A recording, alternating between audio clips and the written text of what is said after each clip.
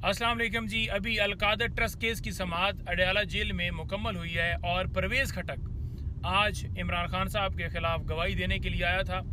आज उसने अपना बयान जो है वो रिकॉर्ड करवा दिया है। आज इमरान खान साहब के ख़िलाफ़ उसने अदालत में आकर शहादत दे दी है।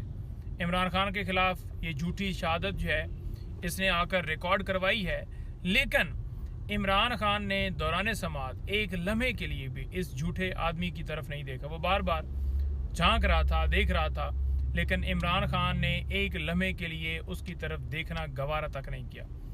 आज परवेज़ खटक की जो वैल्यू है मज़ीद जो है, जो पहले ही टके की नहीं रह गई थी, मज़ीद बिल्कुल सिफर हो गई है। और आपने वो देख भी लिया इलेक्शन के अंदर, जिस तरह से ये एक जवान से जो इमरान खान ने एक जो है अपने टाइगर को खड़ा किया था, उससे जिस तरह हारा आपने वो देख लिया। तो इसने आज आकर गवाही दी है। अब समाअत जो है वो मुलतवी हुई है 13 तारीख तक। 13 तारीख फिर जो है आगे उसमें प्रोसेस होगा।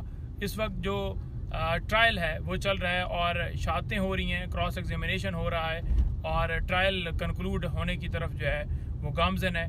ये सूरत हाल इस केस की आज की हद तक है जी। बहुत शुक्रिया।